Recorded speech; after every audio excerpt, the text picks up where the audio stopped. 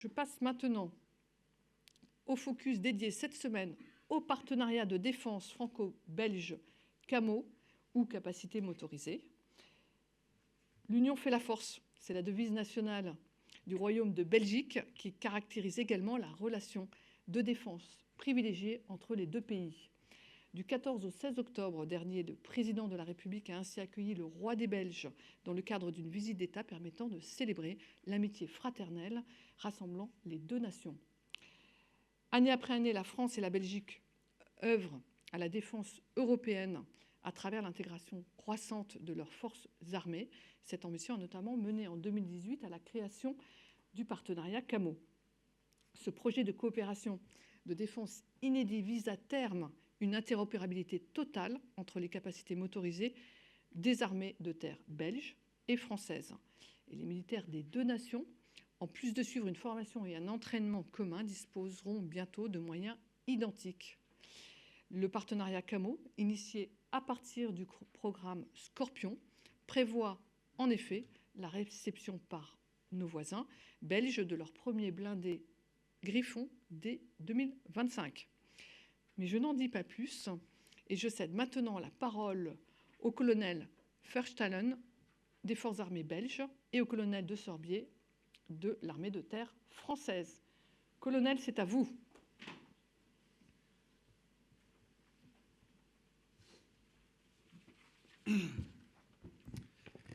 Merci madame. Je suis le colonel de Sorbier, officier de programme en charge du programme Scorpion à l'état-major de l'armée de terre. Eric est mon adjoint et on intervient à deux aujourd'hui parce que ce partenariat il est incarné. D'ailleurs, il est même un peu incarné jusque dans notre bureau puisqu'on est tous les deux dans le même bureau face à face tous les jours et on travaille main dans la main sur cet immense projet. Je te laisse te présenter. Merci beaucoup. C'est un grand plaisir de pouvoir présenter ce projet ensemble. Donc, je suis le lieutenant-colonel Eric Verstalen qui travaille depuis quelques semaines en tant qu'inséré au bureau plan des systèmes d'armes LEMAT. Donc, la semaine passée, la visite de Sa Majesté le Roi des Belges a eu une partie aussi sur le projet du projet de la capacité motorisée. Donc pendant 1h30 aux Invalides, le roi a eu l'occasion de voir les différents véhicules de ce projet. Cette visite a bien marqué l'importance et l'unicité de ce projet pour l'armée de terre française et l'armée de terre, la composante terre belge en particulier. Donc, je vous donnerai ensemble avec mon collègue français quelques éléments concrets de ce partenariat qui est unique en Europe. En 2016, avant le fait d'avoir vraiment l'accord intergouvernemental officiel, c'était dans le cadre de la vision stratégique de la défense en Belgique que la composante terre belge a cherché un partenaire stratégique, un partenaire expérimenté pour développer notre capacité vers une capacité cohérente et qui devrait être prête pour le futur. Pour ce projet, on a trouvé le partenaire français avec le projet français Scorpion, avec au cœur de ce projet le système d'information du combat de Scorpion, qui est vraiment un système qui se prépare pour le futur et pour être prêt à se combattre ensemble vers toutes les menaces autour de l'Europe. En 2018, comme mentionné, ce partenariat a été officialisé et ce partenariat a été renforcé en 2022 avec des budgets supplémentaires dans le plan STAR qui était le successeur de la vision stratégique de 2016. Entre-temps, on a signé des contrats pour différents véhicules et systèmes d'armes. Donc, on attend des Griffons en différentes versions, des Jaguars, des Césars, des MEPAC, donc des Griffons avec le mortier 120. Et on continue à renforcer ce partenariat avec un contrat Serval. On est en train de travailler sur ce contrat et des développements qu'on fait ensemble sur le véhicule blindé d'aide à l'engagement et l'engin de génie de combat. Donc on travaille ensemble avec un partenariat fort et excellent sur notre futur. Voilà. Dans cet esprit, enfin, Scorpion, il faut le remettre. La jeunesse de Scorpion, c'est le début des années 2000. Une idée particulièrement novatrice à l'époque de dire on va faire un ensemble totalement intégré, un système de systèmes, c'est un mot un peu complexe, mais qui va nous permettre de prendre l'ascendant sur l'adversaire. C'était vraiment ça l'idée générale, qui a mûri dans les esprits de l'armée de terre et qui arrive en 2014 dans sa phase finale de conception générale, et c'est le lancement du programme en 2014. Et très vite, 2 ans plus tard, dès 2016, nos camarades belges nous rejoignent dans ce défi à la fois technologique, plein d'innovations, et à la fois essentiel pour l'armée de terre dans le cadre du renouvellement des matériels de son segment médian. Donc Scorpion, c'est Scorpion puis Camo, c'est 10 ans de travail aujourd'hui, avec un défi, à mon sens, relevé. Globalement, énormément de choses ont été faites, à la fois sur les véhicules, donc le renouvellement de ce segment, et puis sur le cœur de Scorpion, qui est l'infovalorisation. Et c'est ça le phénomène qui est vraiment puissant de ce système de système, c'est la capacité à transmettre et à partager de l'information dans des délais très très courts qui nous permettent de prendre l'ascendant sur l'adversaire par la bonne connaissance du champ de bataille. Et c'est d'ailleurs là-dessus qu'on travaille énormément avec les Belges pour qu'on soit nativement interopérable. Et ça, c'est vraiment l'objectif premier de ce partenariat, c'est d'arriver sur un théâtre d'opération nativement interopérable. On a juste à brancher et ça part, et on est capable de partager cette information. Eric en a parlé, on continue de regarder vers l'avant, d'éclairer l'avenir. Éclairer l'avenir, c'est écrire le besoin des armées dans le futur. Et donc on le coécrit, c'est vraiment à 2 mains, une main française, une main belge. Et on travaille sur ce besoin futur pour être sûr justement qu'on est capable d'avoir une définition commune et qui va porter cette interopérabilité en permanence. Scorpion, aujourd'hui, à 10 ans, c'est aussi la poursuite de l'intégration des véhicules et du système de système en régiment dans les forces de l'armée de terre en général. On y travaille, le déploiement est globalement nominal. Les versions et sous-versions aujourd'hui irriguent l'ensemble de l'armée de terre. On s'est concentré au départ sur l'infanterie et la cavalerie. Aujourd'hui, c'est toutes les fonctions opérationnelles de l'armée de terre, les appuis et le soutien qui sont irrigués par ces engins de nouvelle génération. 2024, c'est globalement 30% du programme qui a été délivré. L'objectif de 2025, c'est 45% du programme délivré. Et en même temps, parallèlement, au moment où on se parle, le premier Griffon belge est sur les fins de chaîne de montage en France, puis partir en Belgique pour être totalement assemblé. Et donc, ça va être encore quelque chose de nouveau, puisqu'on développera physiquement, cette fois, ce partenariat sur le terrain avec ces véhicules de nouvelle génération. Le Griffon, qui est le premier véhicule, est aujourd'hui un engin totalement polyvalent. C'est le porteur polyvalent de l'armée de terre. Le Serval arrive avec des cibles très importantes.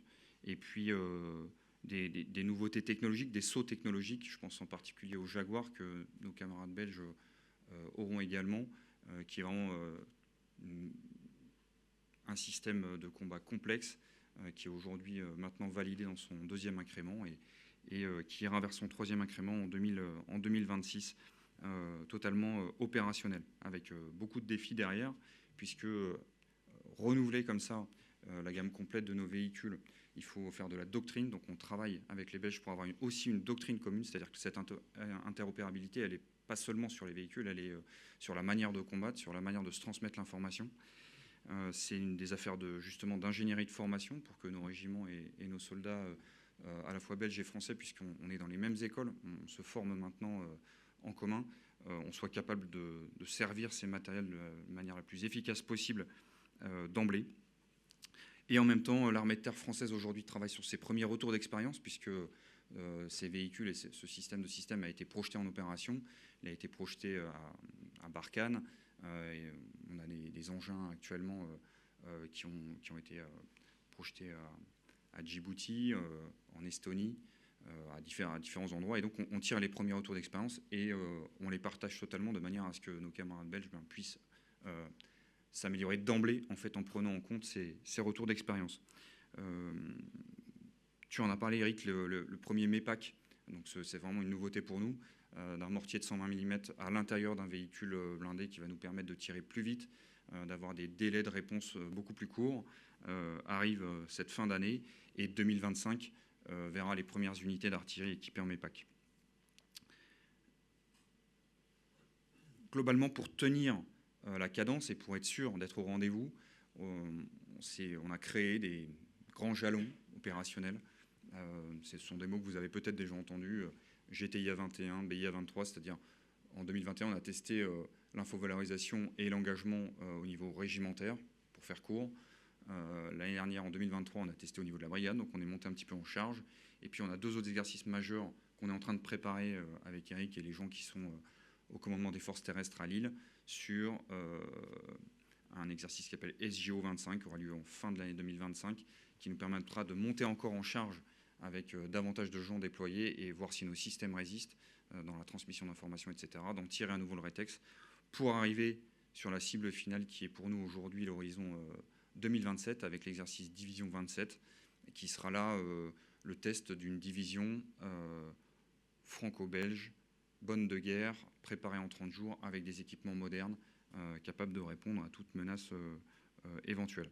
Voilà, Scorpion, c'est également très clairement l'innovation à tous les étages, l'innovation qui part des régiments, qui part de la troupe, qui se sert des choses et qui se dit tiens, j'ai besoin de telle chose et j'en ai besoin rapidement.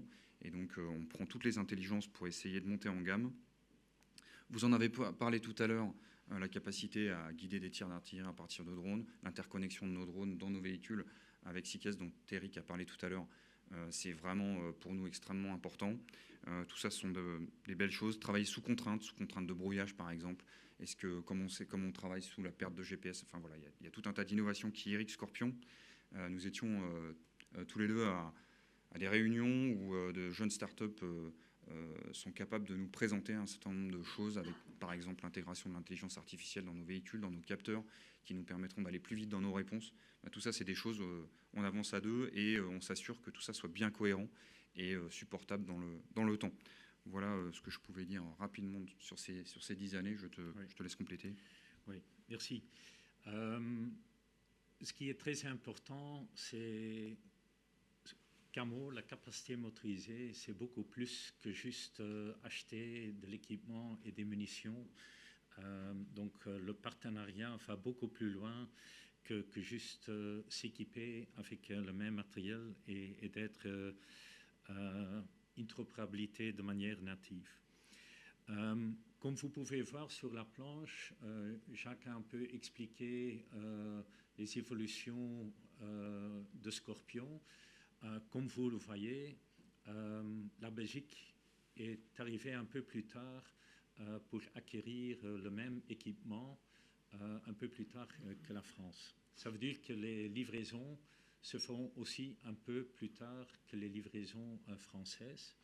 Donc le premier véhicule conventionné à partir de l'année prochaine, nos César à partir de 27, les MEPAC en 28.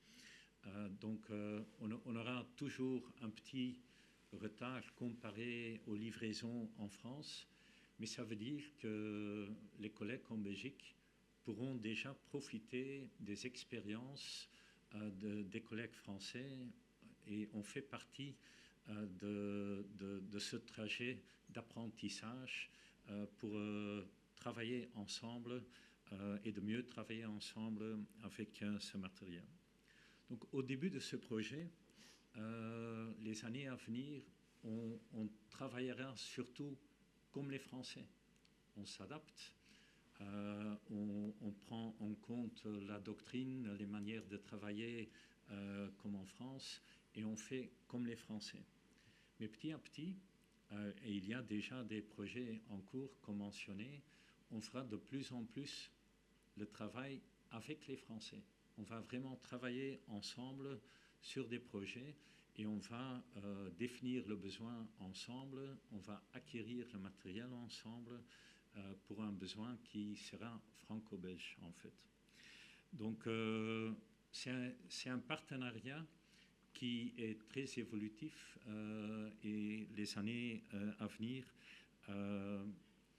on va vraiment faire évoluer la coopération et ça fait que c'est vraiment une coopération unique et inédite en Europe ou au sein de l'OTAN.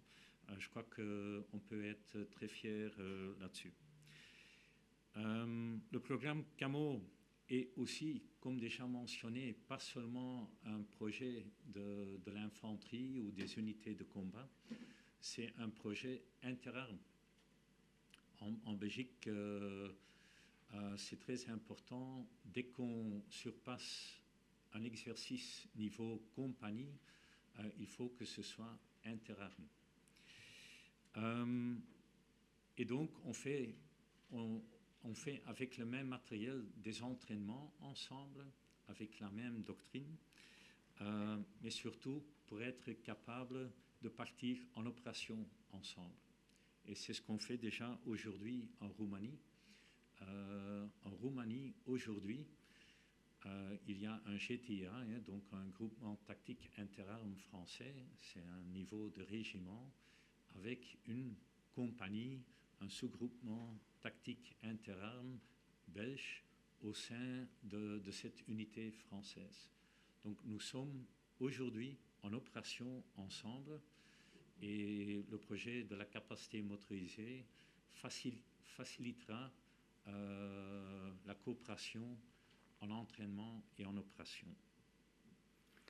Voilà, donc Scorpion et Camo, ça va démultiplier en fait ce qui existait quand même déjà un petit peu, puisque dans nos plus jeunes années, on a eu l'occasion de servir sur les mêmes théâtres, que ce soit dans les Balkans, etc., où j'étais déjà inséré avec des camarades belges. En tant que chef des opérations au régiment, j'ai pu avoir sous mes ordres une compagnie belge, donc c'est des choses qu'on pratiquait déjà. Mais le partenariat Camo-Scorpion va venir l'incarner complètement, le solidifier, et puis le porter vers l'avenir avec l'ensemble des sujets dont on a pu parler. Oui. Voilà, donc on est disposé... Oui, j'ai juste à court terme, en 2025, notre première unité fera sa transformation. C'est une unité d'infanterie. Et juste pour vous expliquer la dynamique, chaque unité en Belgique va se transformer pendant une période de 2 ans. Donc il y aura l'année prochaine la première unité qui fera sa transformation tout d'abord sur ces équipements dont il dispose aujourd'hui, adopter les méthodes de travail françaises en interarmes, déjà avec l'artilleur, avec l'officier du génie au sein du bataillon infanterie. Et puis, en 26, on fera de même une évaluation par des collègues français avec le nouveau matériel. C'est possible, cette transformation est possible parce qu'on achète le même équipement, parce qu'on travaille ensemble. Et c'est bien sûr très visible quand on prend des photos et on voit les mêmes véhicules apparaître. Mais la force de cette coopération est surtout basée sur tous les insérés des deux côtés de la frontière. Donc on a à peu près 40 Belges aujourd'hui qui travaillent sur des postes insérés en France.